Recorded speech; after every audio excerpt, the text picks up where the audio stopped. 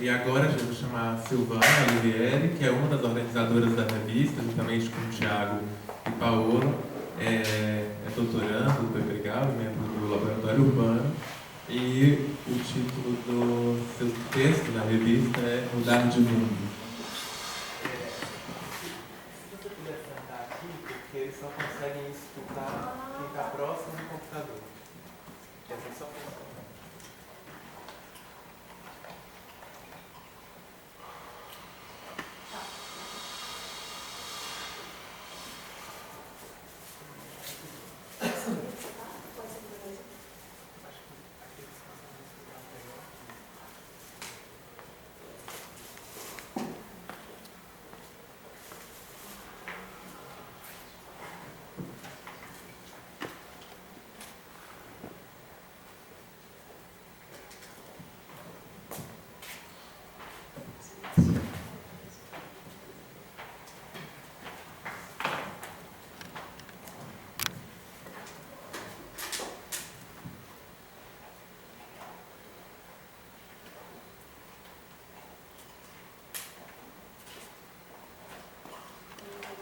De café, tentar ir devagar, para não me atropelar.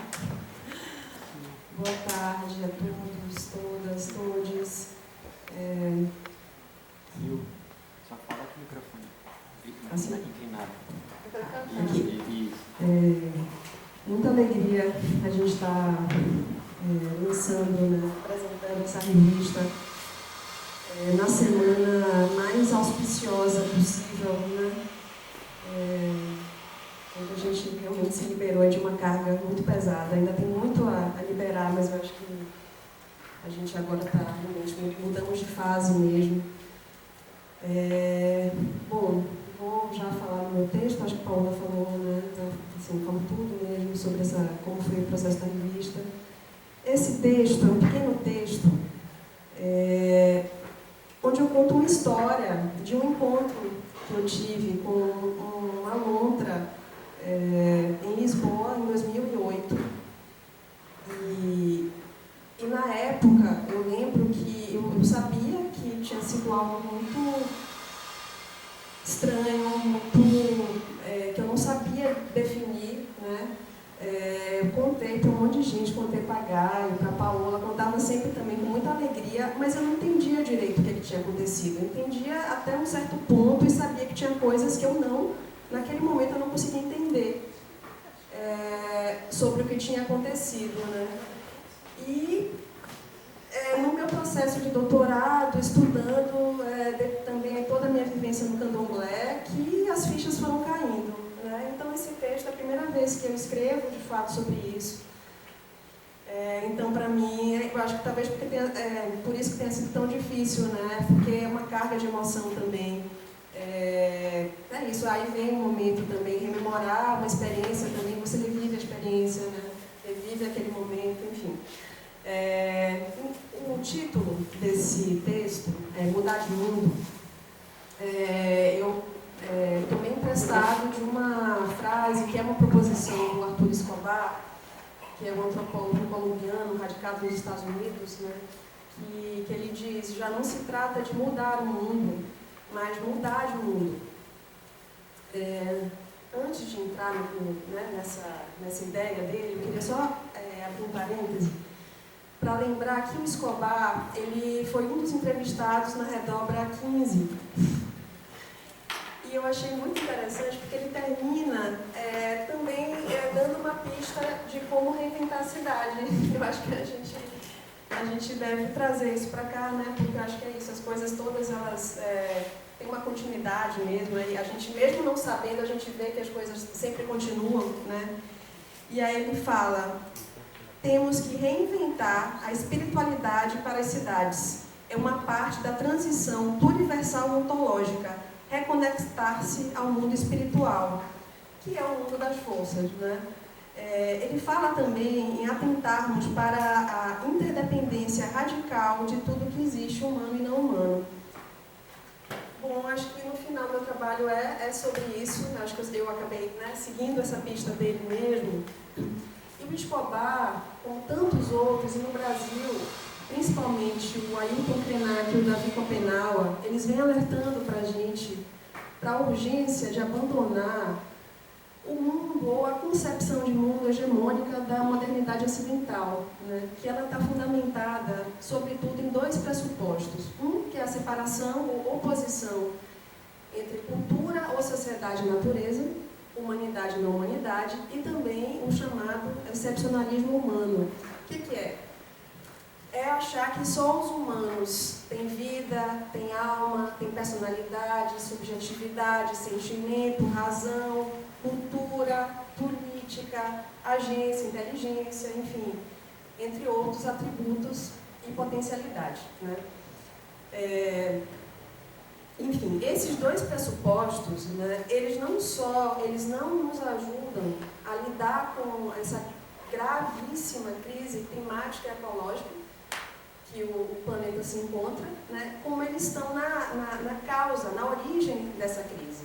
Então, quando ele fala que não é o caso de mudar o mundo, é porque esse mundo não tem como, porque são os alicerces desse mundo, os pressupostos que estão causando todo esse problema. Então, o que ele propõe? Mudar de mundo, passar para um outro tipo de mundo, que não é um mundo utópico, é um mundo que já existe e que é o mundo de uma série de povos e coletivos, né? Queria também só lembrar que na própria Europa, esse mundo múltiplo, relacional, ele existia e ainda existe, né? Mas ele prevalecia pelo menos até o século XV. E a Silvia Federici, né, Caliban e a Bruxa, ela lembra como os animais eles participavam ativamente da vida social, inclusive participando de julgamentos, como réus e testemunhas. O último julgamento na Europa que contou com a participação de um animal foi em 1906, na Suíça, numa pequena cidadezinha, onde um cachorro ele foi condenado à forca por ter sido cúmplice de um assassinato. Aí eu lembro que no Brasil a gente tem um caso bem interessante em São Luís, no século XVIII, sobre um litígio entre padres de um convento e formigas. E os padres abriram um processo judicial contra as formigas, que eles chamavam de povo negro e miúdo, por roubo de farinha e por cavarem túneis que ameaçavam a estrutura da edificação. E aí tem um julgamento, no final as formigas foram condenadas, e aí a sentença ela é lida na boca do formigueiro, e aí, né, a pena é elas saírem, e dizem que elas de fato saíram. Dizem. Esse caso se chama O Extraordinário Pleito. Enfim, então é isso. Até o século XV, na Europa, o cotidiano ele era impregnado de magia, né? Caliban e a Bruxa tem uma série de exemplos, de casos que a Federici conta, por isso que eu lembrei ontem, né? A gente falar da utopia que foi criada por homens no momento que as bruxas, em sua maioria mulheres, estão sendo queimadas. Não é opor as coisas, é só colocar, relacionar mesmo, né? Tem tudo a ver isso. Um tipo de pensamento, ele precisa ser erradicado, né? Para que o outro possa realmente prevalecer. Bom, então, essa questão do mundo, dessa modernidade hegemônica, é um mundo que ele arroga para si o direito de ser um único mundo. O mundo, né? E ele não sabe nem quer compor com outros mundos, né? Ele precisa eliminar. Então, esse mundo, ele opera como uma máquina de destruição de outros mundos e ontologias.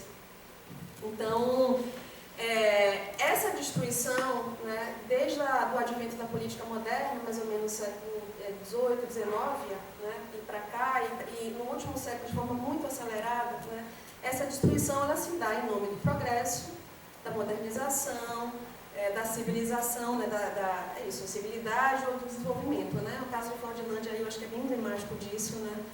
O progresso é a palavra, mas não é a única, né? Uma série de termos realmente que eles são usados em nome dessa destruição. O que é mudar de mundo, né? Como eu falei, passar para um outro tipo de mundo, né? Um mundo que ele se constitui como uma multiplicidade de mundos heterogêneos e divergentes, mundos humanos e não humanos, quer dizer, o pluriverso não é só humano, a gente não dá. Quando se fala do pluriverso, que a Ana trouxe ontem, são mundos humanos e não humanos, múltiplos, né? Mundos inclusive desconhecidos, né? Parcialmente conectados, que negociam entre si seus desacordos ontológicos politicamente. Quem fala isso é Marisol de la Cadena, né? Que é uma outra antropóloga muito ligada ao Escobar. E essa ideia é que a Marisol, junto com a Isabelle Stengel, Mário Glaucia, eles chamam o próprio Escobar de ontologia política, né?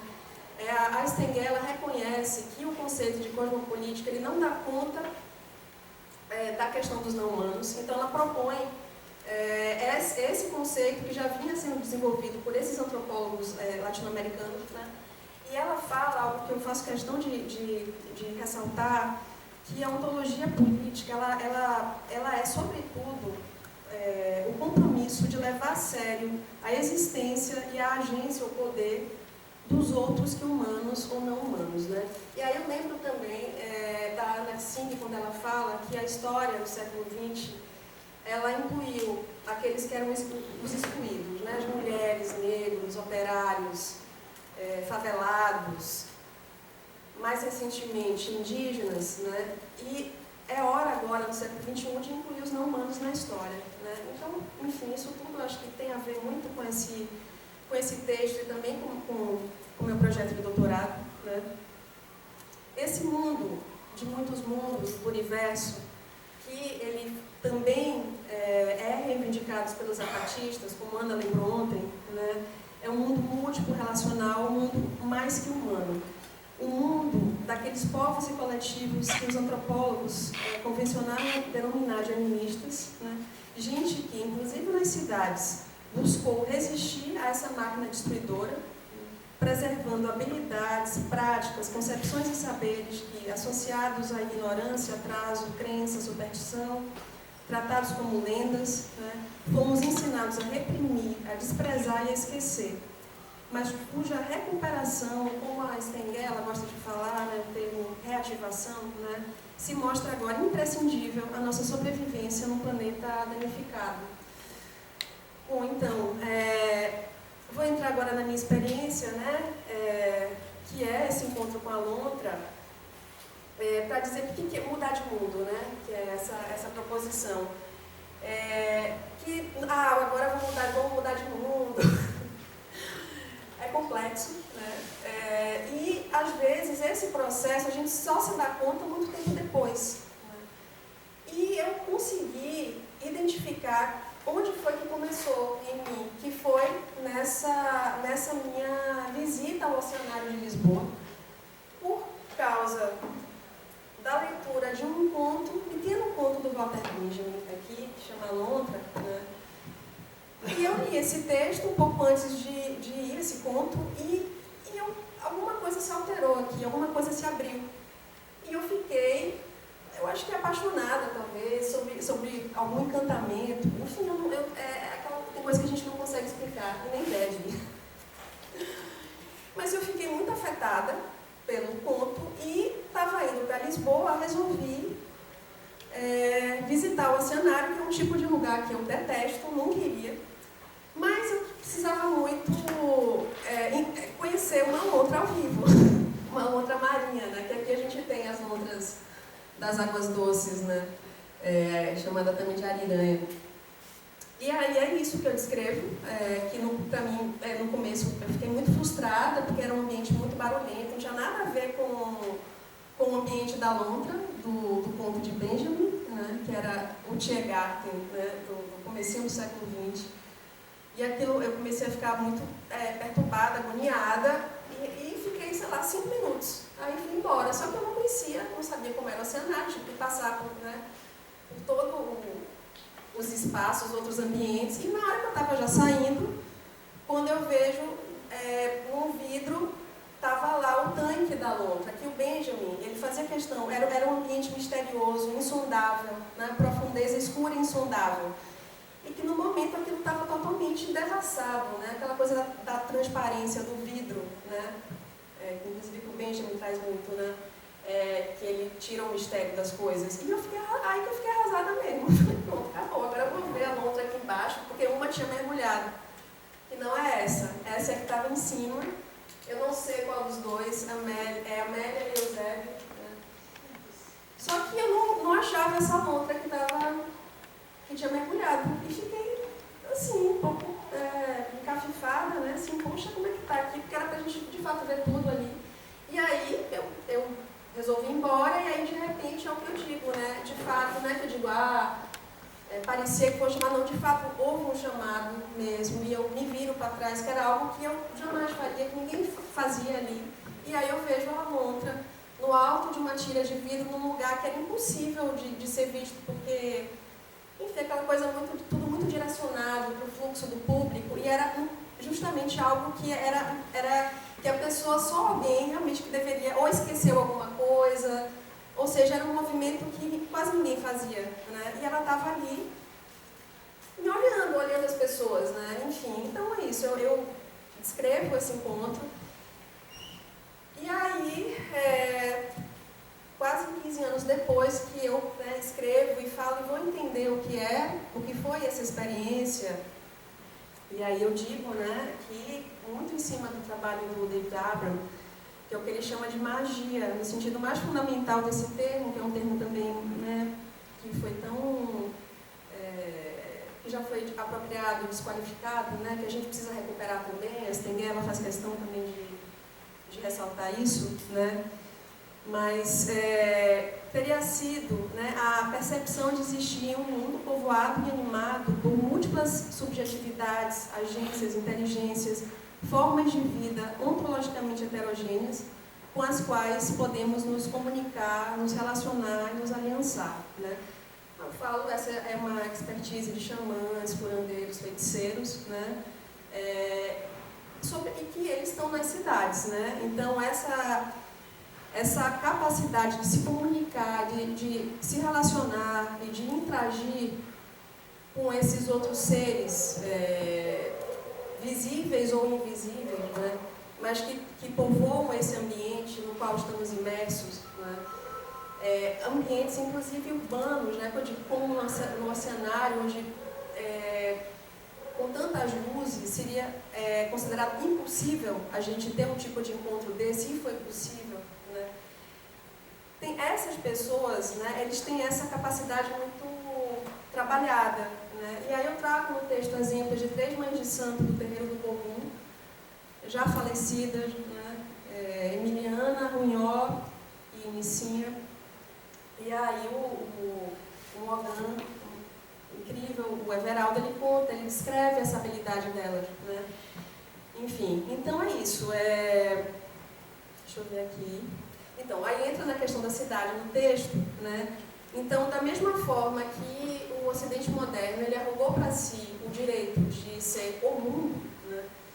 Ele também se achou no direito de determinar o que seria a cidade.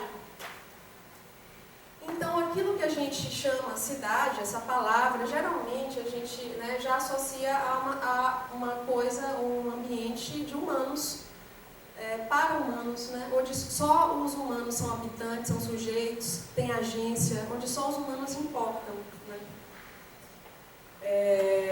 Só que essa é apenas uma concepção de cidade, que está ligada a essa concepção de mundo, da modernidade ocidental hegemônica. A cidade, ela pode ser uma outra coisa, né?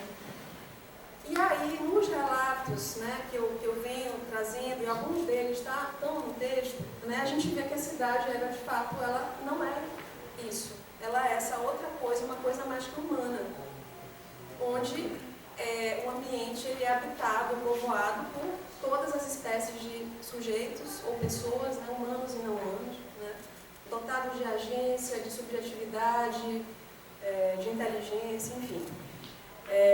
O Viveiros, ele fala, né, bom, aí tem a questão do animismo também, que eu menciono um pouco no texto, embora isso tenha um peso muito maior, né, no meu trabalho de doutorado, que é a ideia que o sujeito está fora, o sujeito está em toda parte, né?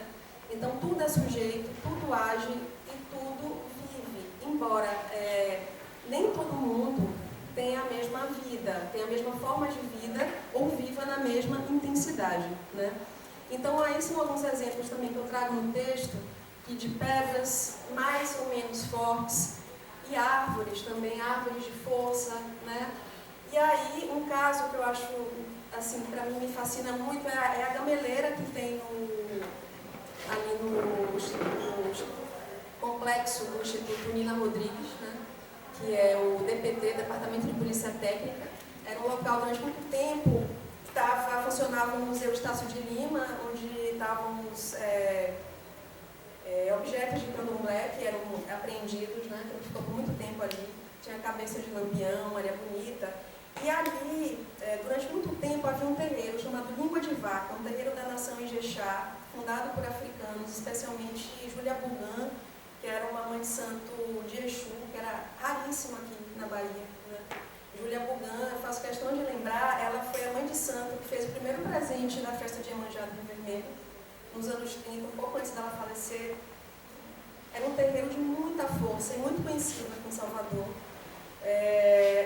E aí esse terreiro ele ficou meio abandonado e aí foi demolido para implementação uma série de intervenções aqui em Salvador nos anos 70, na Avenida Centenário. E restou uma gameleira para ser derrubada. E não se conseguia derrubar essa gameleira, né?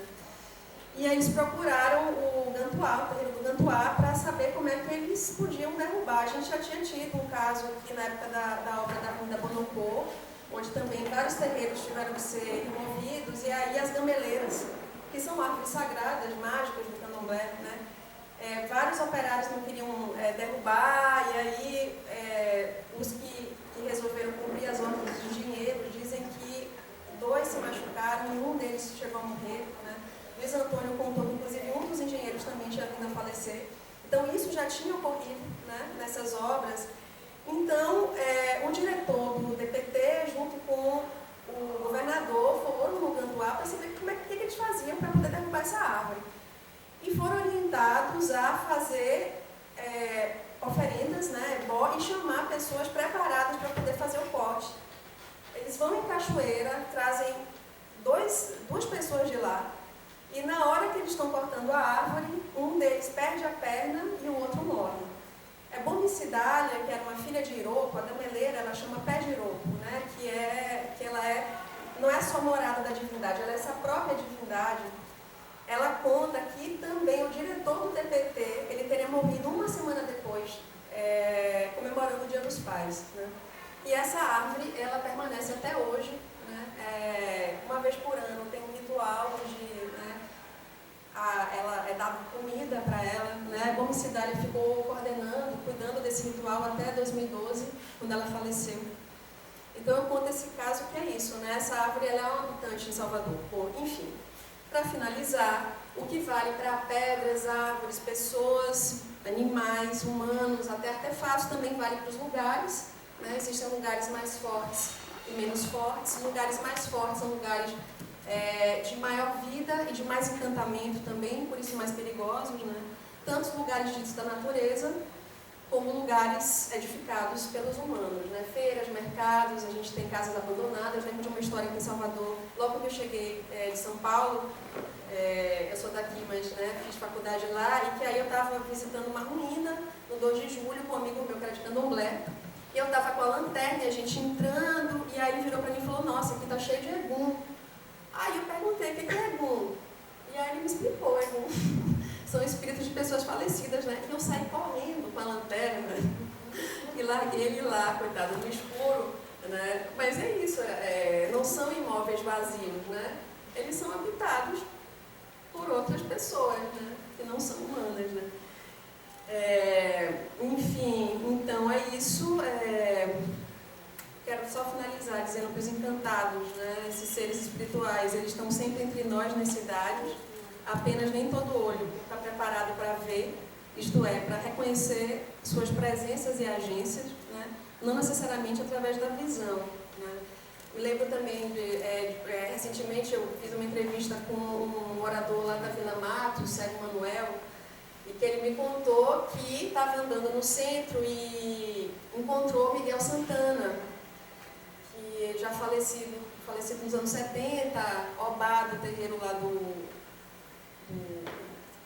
ele é Chapó-Fonjá, ele se encontrou com o Miguel Santana naquela escadaria ali da Barroquinha, né, que não existe mais a escadaria, né, mas é isso, o cego viu, né, ele me contou assim, eu vi Miguel Santana, né.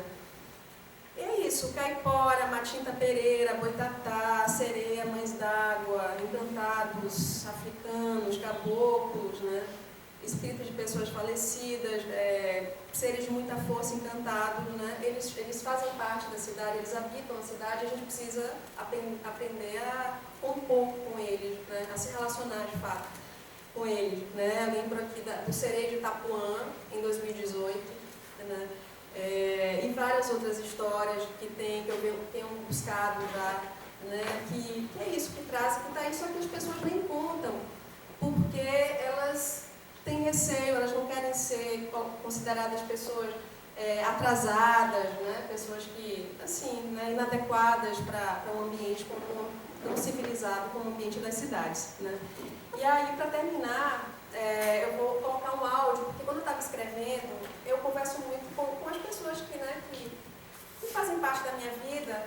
Tem uma história incrível que me foi contada pelo carpinteiro que trabalha comigo. Eu não vou contar hoje essa história, eu vou contar uma outra, que é do companheiro da minha diarista, que é evangélica e também. E aí, eu falando um pouco sobre a caipora, aí ela foi para casa e de noite eu recebo uma gravação de uma história, né, de Robson. E aí eu vou terminar com essa história, só para dizer que, lembrando do Ivan Pritchard, né, que é uma anedota muito conhecida na antropologia, ele com o informante dele, Azande, e ele pergunta se bruxas existiriam, né, e aí ele responde, aqui entre os Azande, elas existem, né, pode ser que na Europa elas não existam mais, e olha que existem, né, mas aqui elas existem. Isso, caipora, dependendo do mundo, caipora, sereias, mães d'água, Iemanjá, eles existem, né? Então, é sobre isso, né? Existem, têm agência e fazem cidades, né? Pode. Boa noite, aqui é Robson, vai falar aqui da caipora. Fui lá na barragem do Cofre, né? A gente foi pescar. Aí do nada a gente se perdeu o caminho. A mata se fechou, nós perdemos o caminho. Nós perdemos o caminho